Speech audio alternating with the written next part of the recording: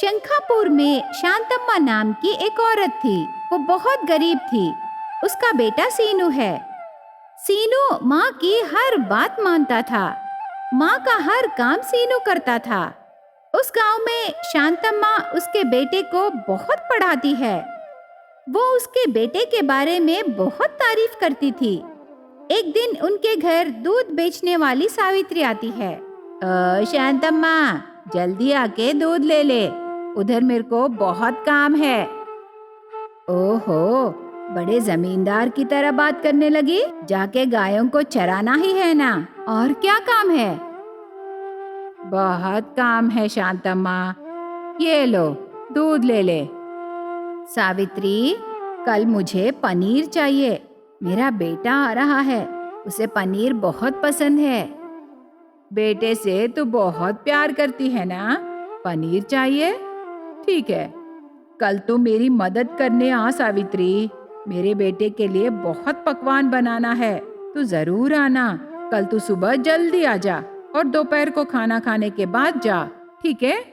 मालकिन ऑर्डर की तो मैं कैसे नहीं आऊंगी। सावित्री दूध देकर वहां से निकलती है। अगले दिन सावित्री उसके काम पूरा करके शांतम्मा के घर जाती है। दोनों मिलके कई पकवान बनाते हैं। इतने में सीनू घर आता है। बेटे को देखकर शांतम्मा बहुत खुश होती है, पर सीनू के साथ एक लड़की आती है। उस लड़की को देखकर शांतम्मा और सावित्री दोनों शॉक हो जाते हैं। ये लड़की कौन है बेटा? तेरी दोस्त है? देखने में दोस्त नहीं लग रही शांतम्मा। माँ, ये लड़की। कहने में हिचकिचा रहा है, मतलब मुझे तो शक हो रहा है। तू चुप रह सावित्री। बेटा, सीधा सीधा बोलना, ये लड़की कौन है बेटा? शांतम्मा उसके बेटे को डट के पूछने पर सीनू के साथ आई लड़की शांतम्मा के पैरों को छूने लगी। हाँ हाँ, खुश रहो। मेरे पैरों पर क्यों पड़ रही है? कौन हो तुम? वो चुपचाप खड़ा है, कम से कम तू बोल बेटी। अरे शांतम्मा, तो समझी नहीं क्या? लगता है ये लड़की तेरी बहू है, होने वाली बहू। तेरे पैरों को छुई ना, जरा समझो शांतम्मा। बेटा, क्या ये सच है? कुछ तो बोलो बेटा। हाँ माँ, ये रूपा है, कॉलेज में मेरी क्लासमेट है। हम दोनों प्यार कर रहे हैं माँ, पर हमारी शादी के लिए इनके घर में नहीं मान रहे। हाय दैया, देखने में तो दोनों सुंदर लग रहे हो ना।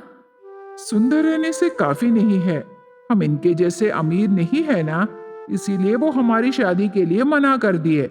माँ, तू ही हमारी शादी करना है। आज तक तू मुझे हर चीज दी, रूपा से मेरी शादी करना माँ। ठीक है बेटा, मुझे तेरी खुशी ही चाहिए। कल ही मैं तेरी शादी करवा दूंगी। शांतम्मा गांव वालों के सबके सामने सीनू और रूपा की शादी करती है। रूपा से शादी करने के बाद सीनू बहुत खुश रहता है। रूपा उस घर को आने के बाद कुछ दिनों में सर्दियों का मौसम आता है। रूपा को बहुत ठंड लगने लगी। सर्दियों का मौसम है और शांतम्मा का घर बहुत पुराना है। उस वजह से रूपा को बहुत परेशानी होने लगी, पर रूपा कुछ नहीं कहती। और एक दिन, सुनिए, हम शहर चले जाएंगे जी। यहाँ रहने से हम नौकरियाँ कैसे करेंगे?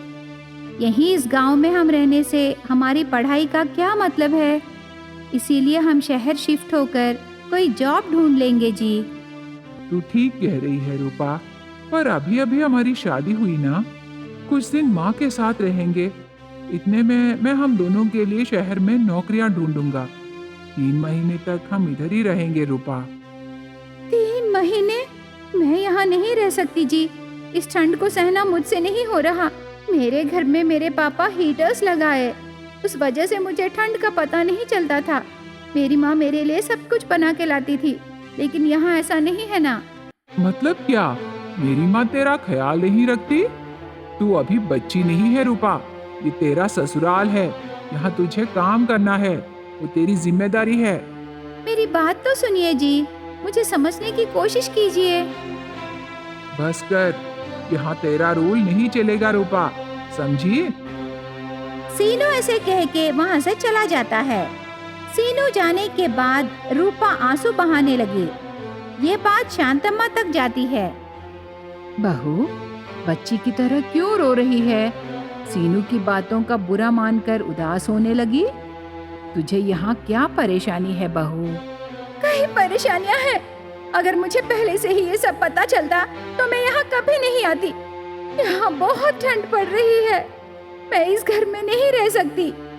ओढ़ने के लिए ढंग के कंबल भी नहीं है। छी छी, ये कैसा परिवार है भगवान। इस तरह रूपा सास के सामने कई बातें कह देती है। बहू की बातें सुनकर शांतम्मा को बहुत बुरा लगा। अगले दिन रूपा कहीं बाहर जा रही थी। कहाँ बहू, कहाँ जा रही है? क्यों, घर में पड़ी रहूं? यही मुझे बंद करोगे क्या? तोते की तरह पिंजरे में रह जाऊं? बाहर जाने का हक मुझे नहीं है क्या? जा बहू, पर कहाँ जा रही है, जरा बता के जा।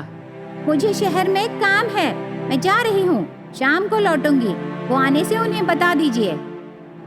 मतलब क्या तू सीनू से भी नहीं बोली बहू? अरे ये कोई कॉलेज है क्या परमिशन लेने के लिए? मेरी अपनी जिंदगी है। आपकी मर्जी से जीने के लिए मैं आपका गुलाम नहीं हूँ, समझे? रूपा ऐसे सास को जवाब देकर चली जाती है। रूपा शहर जाकर शाम होने के बाद भी वो घर वापस नहीं आती। रात होती है। सीनू घर आता है। सीनू की माँ शांतम्मा बेटे से पूरी बात बताई।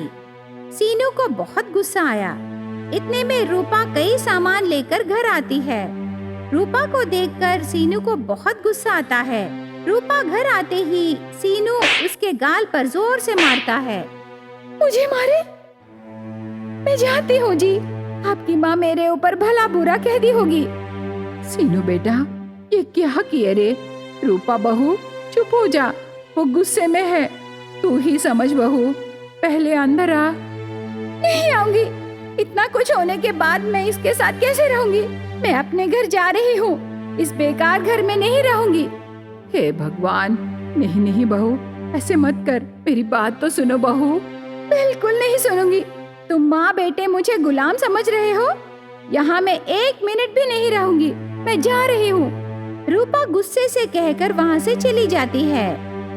अगले दिन सुबह रूपा अपने पिता वीरेशम को साथ लेके वहाँ आती है। वीरेशम को देखकर शांतम्मा घबरा जाती है।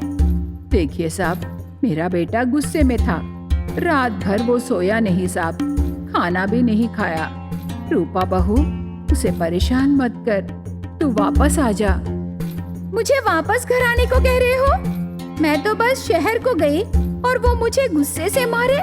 मैं आपका गुलाम नहीं हूँ। ये देखो, मेरे पापा आए, इनके सामने मुझे मारिए। ऐसे रूपा कहते समय वीरेशम रूपा को जोर से मारता है। रूपा शॉक हो जाती है। देखो, बचपन से मैं तुझे बहुत प्यार से देखा। मैं तेरे लिए हर चीज लाके दिया, पर पहली बार मैं तेरे प्यार को माना नहीं और तू हमें धोखा देकर इससे शादी कर ली। लेकिन ये सब क्या है रूपा? पापा, वो मुझे मारे पापा।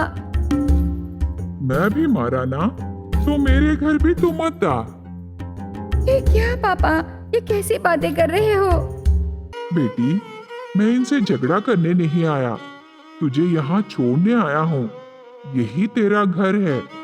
ये याद रखो, सम्मान और पैसे नहीं, प्यार जरूरी है बेटी, उसे कभी नहीं खोना। तेरा पति सीनू बहुत अच्छा लड़का है, उसे परेशान मत कर।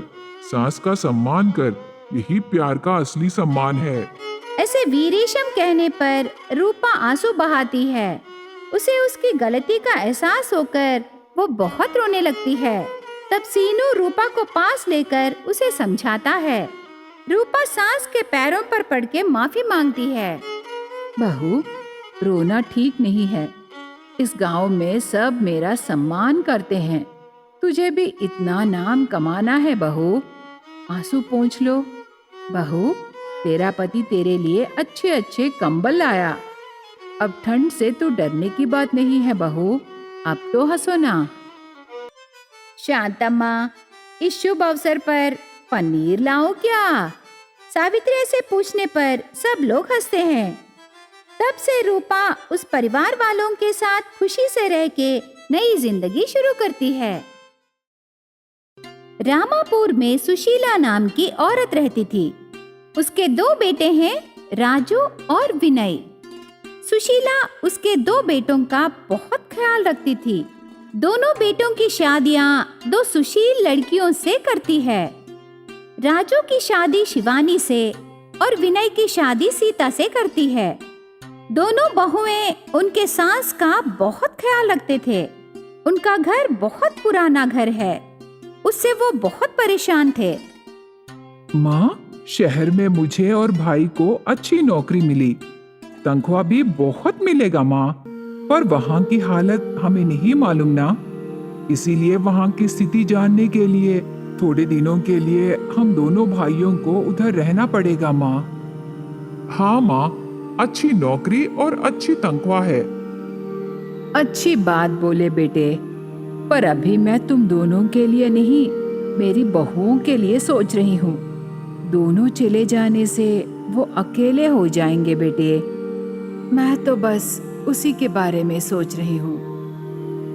कोई बात नहीं सासू माँ, हम रहेंगे ना। वो दोनों ज्यादा पैसे कमाने से हमें ही अच्छा है ना। बड़ा घर बना सकते हैं, तब कोई परेशानी नहीं रहेगी। सीता ने ठीक कहा माँ, हमारा घर बहुत पुराना हो गया। दीवारें देखो कैसे हैं, ऊपर से सर्दी शुरू हो गई। सर्दियों के मौसम में इस घर में रहना मुश्किल है ना माँ। ये सब देखने से हमें बहुत जल्द एक बड़ा घर बनाना है माँ, पर अभी तक हमें अच्छी नौकरी नहीं मिली ना, इसीलिए नहीं बना पाए। लेकिन आज हमें अच्छी नौकरी मिली माँ। ये परेशानियां तो सिर्फ कुछ दिन ही रहेंगे, तब तक हमें यही काम चलाना पड़ेगा। आप हमारे बारे में ज्यादा मत सोचिए जी। सासू माँ के बारे में आप बेफिक्र रहिए, हम दोनों उनका ख्याल रखेंगे ना। बस आप आराम से जाइए। ठीक है शिवानी। ठीक है माँ, हम दोनों कल सुबह निकलेंगे। तो आज रात को हम सब मिलके खाना खाएंगे। चलो दीदी, आज कुछ नया वैरायटी पकाएंगे। ठीक है बहन। शिवानी और सीता किचन में जाकर वैरायटी पकाने लगे। बहुओं को देखकर सुशीला बहुत खुश होती है। सब खुशी से बातें करके एक जगह बैठकर खाना खाने लगे। शिवानी और सीता उनके पतियों को खाना लगा के वो भी खाने लगे। सुशीला बहुत खुश होती है। वो रात ऐसे बीत जाता है। अगले दिन राजू और विनय को सुशीला, सीता और शिवानी शहर भेजते हैं।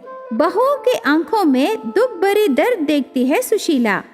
इधर पत्नियों को टाटा कह के राजू और विनय रवाना होते हैं। उस दिन रात को बहुत ठंड पड़ती है, सब गुमसुम रहते हैं। तुम्हारे ससुर जी भी एक दिन घर नहीं आए। मैं उनके लिए राह देखी, बहुत दुखी हो गई बहू। अगले दिन शाम को वो घर लौटे, तब तक मैं पानी तक नहीं पी बहू। मुझे बहुत दुख लगा। और आज तुम दोनों की स्थिति भी ऐसे ही है। मैं तुम दोनों का दुख समझ सकती हूँ बहू। सुनो, तुम दोनों ऐसे गुमसुम मत रहो। तुमने अपने अपने पतियों को वादा किया ना कि तुम मेरा ख्याल रखोगे। मैं भी तुम दोनों का ख्याल रखूंगी बहू। लेकिन तुम दोनों ऐसे उदास होने से कैसे? अरे सासू माँ, हम दुखी नहीं हैं, पर कर भी क्या सकते हैं सासू माँ। उनके बिना मैं आज तक कभी नहीं खाई, और आज वो नहीं है ना। उन्हें मेरे हाथ का खाना बहुत पसंद है सासू माँ। पता नहीं वो वहाँ क्या खा रहे हैं। बहुत अच्छा है, तुम दोनों मेरे बारे में भी जरा सोचो बहू। मैं टाइम पर नहीं खाऊंगी तो मेरी सेहत खराब हो जाएगी। आज तो तुम दोनों कुछ नहीं बनाए और अब ठंड बढ़ रही है। अरे रे सीता, जल्दी से शॉल लाके सासू माँ को दो। ठीक है दीदी, उसके बाद खाना बनाए। इतनी जल्दबाजी मत करो, जरा सोचो बहू, काम हल्लू हल्लू करो। दोनों बहुएं सास को शॉल से ओढ़ते हैं। उसके बाद शिवानी स्टोव ऑन करके रोटियां बनाना शुरू करती है। सीता रोटियों के लिए सब्जी बनाने लगी। उनका घर छोटा रहने पर सब एक ही कमरे में रहकर खाना बनाने लगे। कल तक हम 5 थे, लेकिन आज सिर्फ 3 ही हैं। हमें 7 होना है। वो तो सिर्फ तुम दोनों के हाथों में है। 7? मतलब क्या आपके बेटों को दूसरी शादी करना चाहते हो? हमें बर्बाद करोगे सासू माँ? अरे पगली, 7 मतलब हमारे बच्चों के 7 रे। हमारे बच्चे होने से 7 होंगे ना। सासू माँ वही कह रही है। ओह ठीक है, मैं कुछ और सोची दीदी। सीता की बातें सुनकर सुशीला और शिवानी हंसते हैं। ऐसे खुशी खुशी बातें करके रोटियां बना के खाते हैं। उस दिन रात को ठंड बहुत पड़ती है। इतनी ठंड में सास को नींद नहीं आती। सास को देखकर शिवानी और सीता डर जाते हैं। सासू माँ, हॉस्पिटल चलें क्या? अरे ये क्या बहू, छोटी सी बात के लिए हॉस्पिटल क्यों जाना? कोई बात नहीं बहू। आप ठंड से कांप रहे हो ना सासू माँ, हमें कुछ सुधर नहीं रहा। नहीं तो हम क्या करें, आप बोलिए ना। यही आग जलाओ बहू, तीनों आराम से सो जाएंगे। ठीक है सासू माँ। सीता तू जाके वो लकड़ियाँ ला, मैं यहाँ आग जलाऊंगी। सास पूछते ही दोनों बहुएं आग जलाते हैं। आग जलाने पर उनका कमरा थोड़ा गर्म होता है। उस दिन रात को तीनों वहीं सो जाते हैं। अगले दिन सुबह सुबह इतनी ठंड में शिवानी घर के बाहर साफ करके रंगोली डालती है। इधर सीता कपड़े धोने लगी, लेकिन सास इतनी ठंड में बाहर नहीं आती। वो आग के पास बैठी रहती है। सुनो बहू, बाहर ठंड में काम करना बंद करो, कुछ गरम गरम पिएंगे बहू। जरा वो औषधि पानी बना के ला। अब भी बनाऊंगी सासू माँ। मेरे लिए भी बना दीदी, मुझे खांसी है। दीदी औषधि पानी थोड़ा गाढ़ा बना, वो पीने से अंदर रही खांसी भाग जाएगा दीदी। इस ठंड से हम बहुत परेशान हैं। शहर में रहे मेरे बेटे पता नहीं कैसे हैं। वो दोनों तो सिर्फ 2 शॉल्स ही लेके गए, पता नहीं वो कैसे संभाल रहे हैं। ऐसे सास उदास होते समय शिवानी औषधि पानी बना के लाती है। सास औषधि पानी पीती है। अब थोड़ा ठीक है। औषधि पानी बहुत अच्छा है बहू। हर साल इतनी ठंड क्यों पड़ रही है? सर्दी तो सिर्फ 1 हफ्ता रहने से अच्छा है ना, तब हम आराम से रह सकते हैं। अरे बहू, क्या वो हमारी रिश्तेदार है 1 हफ्ता रह के जाने के लिए? शिवानी बहू, तेरी बहन को तो देखो। ऐसे सास कह के हंसती है। उसके बाद तीनों 1 महीना तक ठंड में परेशान होते हैं। एक दिन राजू और विनय शहर से घर आते हैं। वो आते आते बहुत सारी चीजें लाते हैं। उन्हें देखकर शिवानी और सीता आश्चर्य होते हैं। बेटे, ये सब क्या है? तनख्वाह पूरा इन चीजों पर खर्चा कर दिए क्या? हम तेरे लिए रूम हीटर लाए माँ, सबके लिए स्वेटर्स भी लाए। ये देखो, बड़े बड़े शॉल्स भी लाए। ज्यादा नहीं हुआ माँ। इन सब चीजों को लाने की क्या जरूरत है बेटा?